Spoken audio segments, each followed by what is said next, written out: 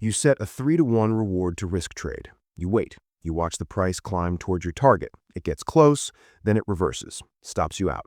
You made nothing. You tell yourself it was unlucky. You tell yourself the market was manipulated. You tell yourself next time will be different. But next time, the same thing happens, and the time after that. You start to wonder if you're doing something wrong.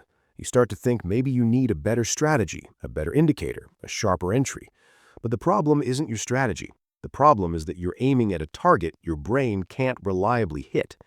Most retail traders are taught that higher reward-to-risk ratios are better. 3-to-1 sounds objectively superior to 1-to-1.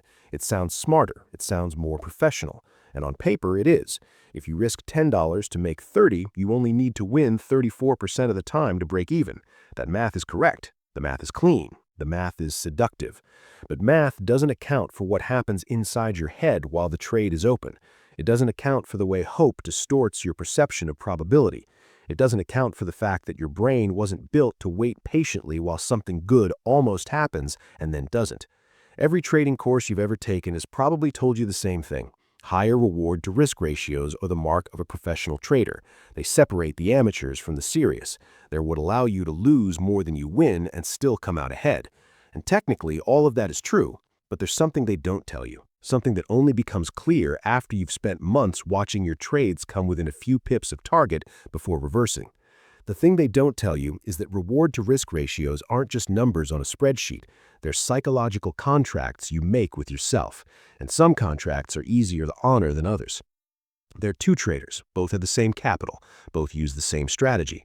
Both have studied the same price action concepts. Both understand support and resistance. Both know how to read momentum. The first trader, let's call him Marcus, uses a 3-to-1 reward-to-risk ratio. He's disciplined. He's patient.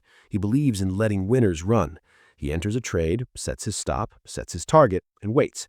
He doesn't micromanage. He doesn't second-guess. He trusts his analysis. The second trader, call her Lena, uses a 1-to-1 ratio. Same risk per trade, same entry logic, same stop placement. But her target is closer, much closer. Over the next 3 months, Marcus wins 35% of his trades. Lena wins 58%. Marcus ends the quarter down 11%. Lena is up 19%. Same starting point, same risk per trade, different psychological load. Here's what's happening. When you set a distant target, you're betting not just on direction, but on duration. You're betting the move will travel far enough and fast enough before something changes.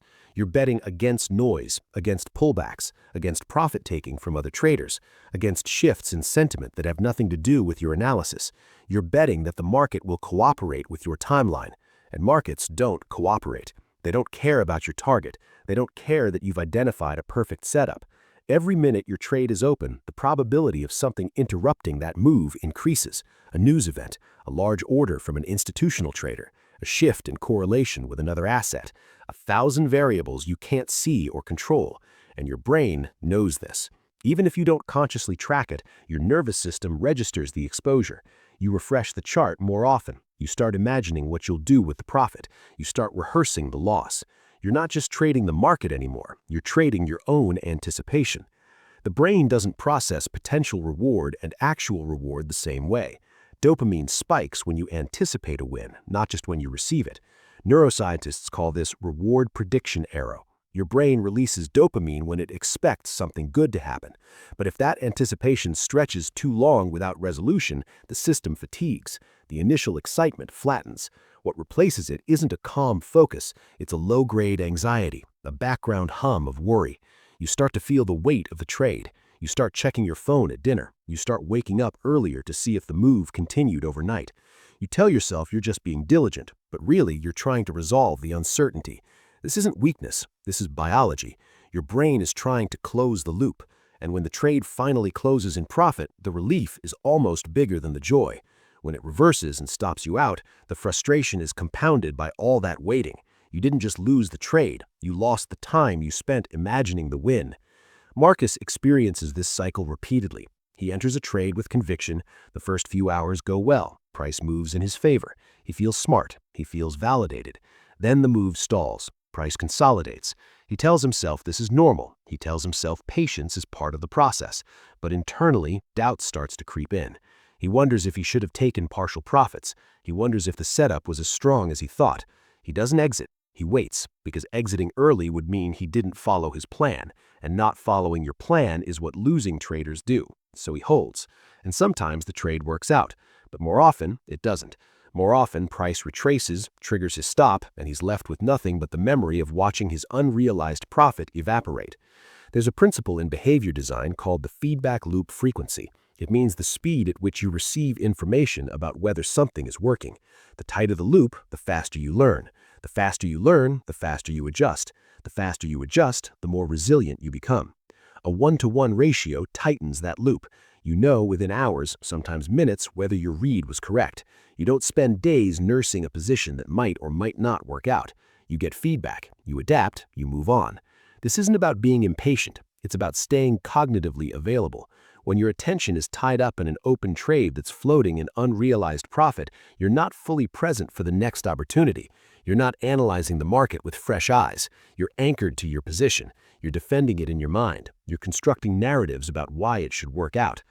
When Lena closes a winning trade at 1-to-1, she doesn't feel like she left money on the table. She feels like she executed her plan.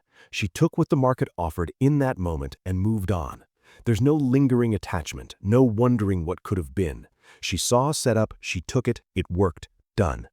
When Marcus watches his 3-to-1 trade get within a few pips of target and reverse, he doesn't feel neutral, he feels robbed. He starts to resent the market. He starts to mistrust his entries. Over time, this mistrust erodes his confidence. He second-guesses himself. He exits early on the next trade because he's afraid of watching another winner turn into a loser. Now he's not even following his own system anymore. He's reacting to emotional residue. He's making decisions based on how the last trade made him feel, not on what the current setup is telling him. This is where most traders get stuck. They think the problem is technical. They think they need to refine their entries. They think they need better confirmations. They start adding indicators. They start looking for confluence. They start requiring 3 or 4 signals to align before they'll take a trade. And while they're waiting for the perfect setup, Lena is taking imperfect ones. She's not reckless, she's not gambling, she's just accepting that no setup is perfect. She's accepting that the market doesn't owe her 3 times her risk. She's accepting that a small win is still a win, and small wins compound differently than you think. Most trading educators will tell you that you need a higher reward-to-risk ratio to account for the fact that most traders have low win rates. That's true if your win rate is low, but your win rate is often low because your targets are too far. It's circular logic disguised as wisdom. You're told to aim farther because you miss often, but you miss often because you're aiming farther. The solution isn't to aim better. The solution is to aim closer and hit more often. Confidence doesn't come from one big win. It comes from a series of small confirmations that your process works. Every time Lena closes a trade at her target, she's reinforcing a neural pathway. She's teaching her brain that when she identifies a pattern and acts on it, good things happen. That's not just psychological, that's neurological. Repetition builds automaticity, and automaticity is what separates traders who have to force themselves to follow their plan from traders who can't imagine doing anything else. There's a rhythm to trading that most people never find. It's not about trading more or trading less. It's about matching your targets to the natural movement of the market within the time frame you're actually watching. If you're a retail trader checking your trades a few times a day, a 3-to-1 target assumes the market will cooperate for hours or days without interference. That's not realistic. Markets breathe. They move in bursts and pauses. They trend, they consolidate, they reverse. A 1-to-1 target respects that rhythm. You're not asking the market to do something extraordinary. You're not demanding a clean, uninterrupted move from entry to target. You're asking it to move a reasonable distance in a reasonable amount of time. And when it does, you take it. You don't wait for more. You don't hope. You close the trade and reset. This is the part that feels uncomfortable for most traders. Closing a trade at 1-to-1 when price is still moving in your favor feels like quitting. It feels like you're not giving the trade a chance to be great. But here's the truth. Most trades aren't great. Most trades are mediocre. And if you're waiting for greatness, you're going to sit through a lot of mediocrity that turns into loss. Lena isn't trying to catch the perfect move, she's trying to catch the probable move, and the probable move in most cases is smaller than you think. The market doesn't move in straight lines. It doesn't respect your target placement. It moves according to supply and demand, liquidity, and the collective behavior of millions of participants.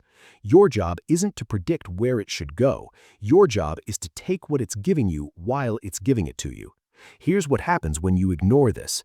You start to believe that the problem is your edge. You start switching strategies. You start looking for confirmations, for signals, for patterns that will give you that elusive 3-to-1 move.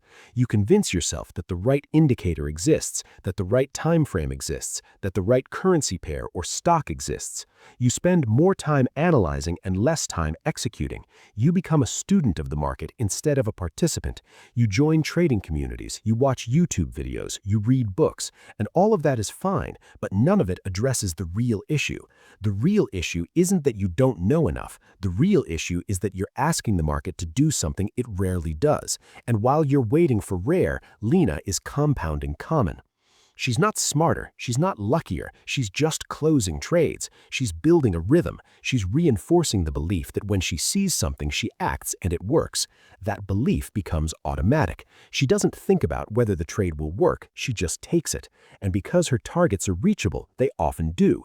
This creates a positive feedback loop. Success breeds confidence. Confidence breeds decisiveness. Decisiveness breeds more success. Marcus is stuck in the opposite loop. Failure breeds doubt. Doubt breeds hesitation. Hesitation breeds more failure. He's not less skilled than Lena. He's just operating under a psychological load that makes execution harder. The shift isn't in strategy, it's in identity. Marcus sees himself as someone who is building towards something big. He thinks patience is a virtue. He thinks waiting is discipline. And in some contexts it is. But in trading, patience without feedback is just hope. Hope is not a strategy. Hope is what you feel when you don't have control. And the longer you hold a trade that isn't moving, the more you're hoping instead of managing. Lena doesn't see herself as patient or impatient. She sees herself as responsive. She reads the market, she acts, she closes. She doesn't attach meaning to the size of the win. She attaches meaning to the consistency of the process. Over time, that consistency rewires her. She doesn't have to remind herself to follow her plan. The plan is just what she does. It's not effortful anymore. It's automatic. There's another layer to this that most people miss. When you consistently hit your targets, even if they're small, you start to trust your ability to read the market. That trust is invaluable. It's the difference between entering a trade with conviction and entering a trade with anxiety. Marcus enters trades hoping they'll work out. Lena enters trades expecting they'll work out. That's not arrogance, that's evidence-based confidence. She has proof. She has a track record of calling something and being right, and that proof changes the way she interacts with the market. She doesn't need external validation. She doesn't need someone else to confirm her analysis. She knows what she's looking for, she knows it works, and she knows she can do it again.